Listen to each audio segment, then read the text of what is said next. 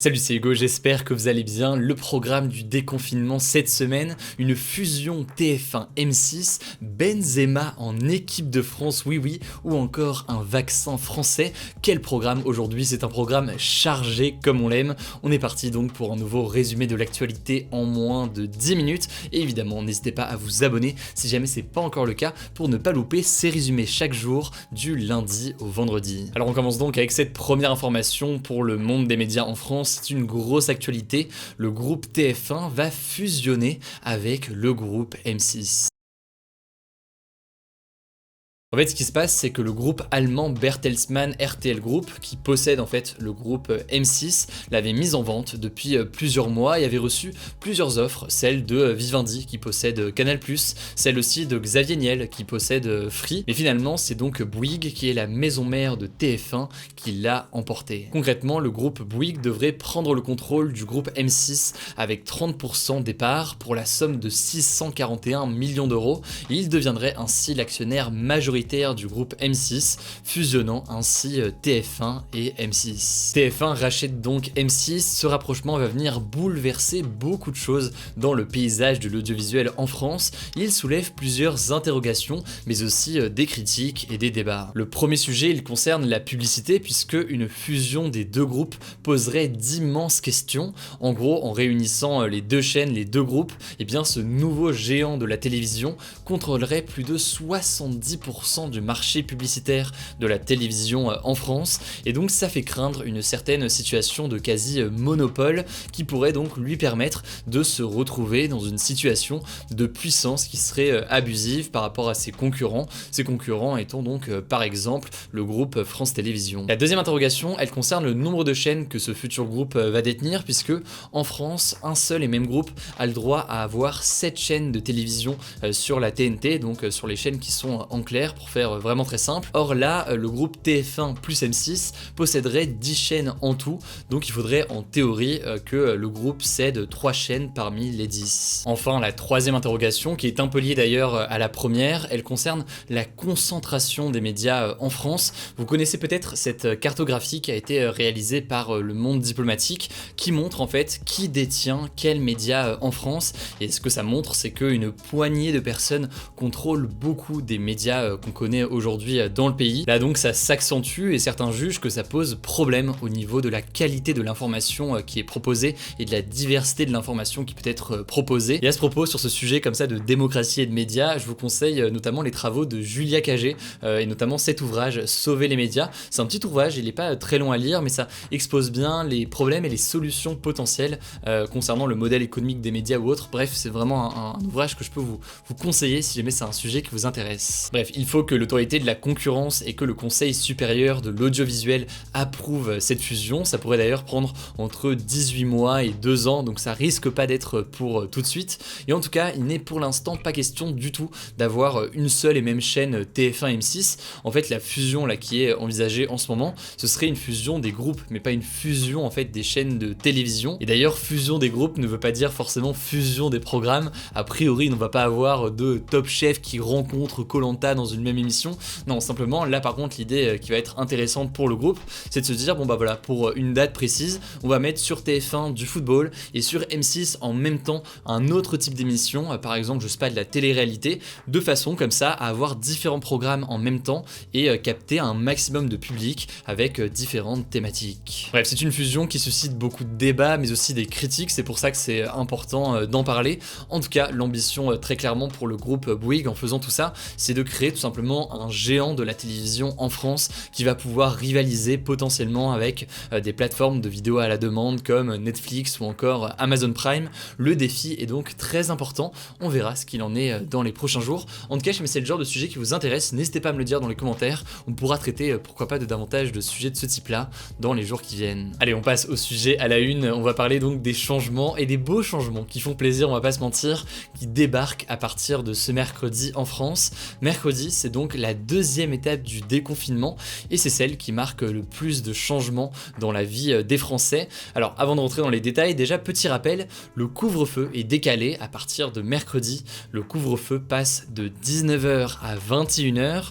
Le deuxième changement c'est le suivant, les bars, les cafés et les restaurants vont pouvoir rouvrir leurs terrasses après 6 mois de fermeture et les terrasses en fait seront donc autorisées à partir de mercredi à accueillir 50% de leur capacité maximale. Bon alors je sais pas si vous avez prévu de faire la réouverture mercredi, bon déjà il y aura beaucoup de monde mais au-delà de ça il y aura aussi quelques règles à respecter. Déjà le port du masque sera obligatoire pour tous les déplacements sur les terrasses. Au-delà de ça il sera interdit de consommer debout et le paiement se fera obligatoirement à table. Et au passage petit détail puisque je sais que certains se posent la question, oui vous pourrez évidemment rentrer dans les établissements pour aller aux toilettes. Troisième changement à partir de mercredi qui est aussi important, tous les commerces non essentiels comme les magasins de vêtements ou encore les magasins électroniques par exemple vont pouvoir rouvrir. Là aussi il y a un protocole à respecter, le magasin devra respecter 8 mètres carrés par client, donc je vous la fais courte mais pour faire simple, il risque d'y avoir de la queue devant certains magasins,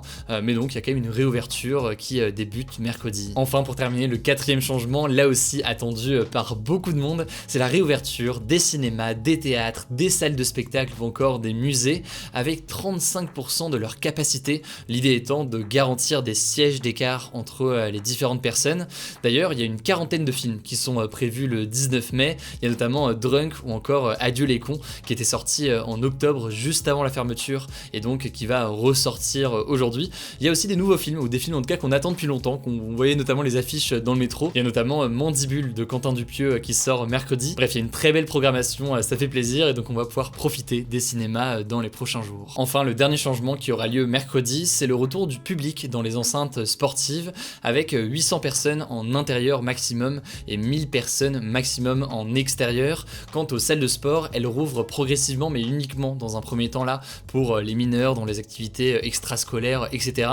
Pour le grand public, ce sera à partir du 9 juin. Voilà donc pour l'état des lieux très général des choses qui viennent. Cette réouverture en tout cas, certains la saluent, d'autres la jugent hâtive. En tout cas, il risque d'y avoir du monde demain dans les terrasses et ce malgré une météo qui est franchement pas incroyable, notamment à Paris. Vous le voyez, je fais un peu voilà, monsieur météo, vous le voyez derrière moi, petite météo pas folle on va dire dans pas mal de zones, notamment en région parisienne. En tout cas voilà, petite info sur les réouvertures, ça me semblait assez essentiel de vous faire le point aujourd'hui. Évidemment on va vous tenir au courant directement sur la chaîne YouTube ainsi que sur Instagram dans les résumés quotidiens de l'actualité. Allez, c'est donc l'heure de l'actualité en bref et on commence avec cette première actualité. Le laboratoire français Sanofi vient d'annoncer des résultats positifs pour son projet de vaccin contre le coronavirus. En fait, le laboratoire français est actuellement dans la phase 2 de son projet. C'est donc une phase de test qui porte sur quelques centaines de volontaires et les résultats sont plutôt encourageants. C'est donc une bonne nouvelle pour le laboratoire, surtout quand on sait que ses premiers tests l'année dernière avaient été très décevants pour le groupe.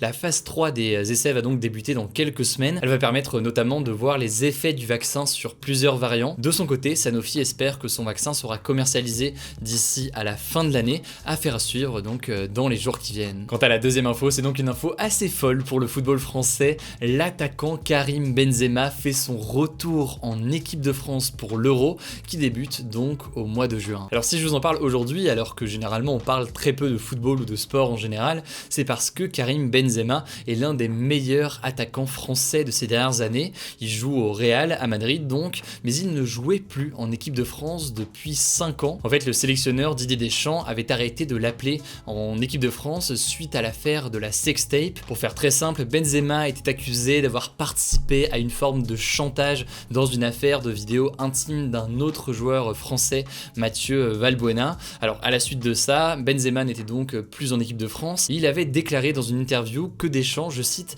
cédait à une partie raciste de la France, ce qui avait assez logiquement compliqué encore plus les relations entre le joueur et le sélectionneur. Bref, quoi qu'il en soit, visiblement maintenant c'est oublié, il y a une forme de réconciliation puisque Benzema jouera donc avec l'équipe de France France pour l'Euro 2020. Le premier match de la France, ce sera France-Allemagne le 15 juin, donc dans quelques semaines. Alors où est-ce que j'étais aujourd'hui? Eh bien j'étais à Liverpool en Angleterre. Alors pour l'histoire, il y a beaucoup d'habitants de Liverpool qui boycottent depuis 32 ans The Sun, l'un des journaux les plus vendus et populaires au Royaume-Uni. En fait, tout est parti d'un article du journal en 1989 qui accusait injustement les supporters de Liverpool d'être responsables d'un drame. Ce drame, il est survenu lors d'un match face à Sheffield, un match où une tribune s'était retrouvée surchargée, faisant 96 morts.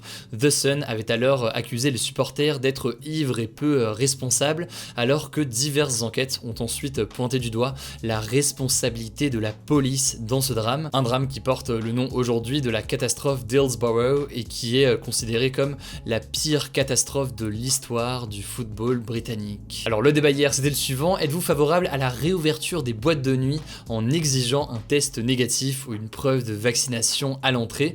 Vous le voyez actuellement avec les résultats, vous êtes plutôt favorable à cela. Quant au débat du jour, eh bien c'est le suivant, il y en a un et c'est un débat sportif pour changer. Approuvez-vous la sélection de Karim Benzema pour l'Euro? Pour participer, comme chaque jour, vous le savez, ça se passe directement via l'onglet discussion. Voilà, écoutez, j'ai largement dépassé les 10 minutes, donc je vais m'arrêter là. C'est tout pour ce nouveau résumé de l'actualité. Pensez à vous abonner si jamais c'est pas encore le cas. Prenez soin de vous et on se dit du coup à demain pour une nouvelle vidéo.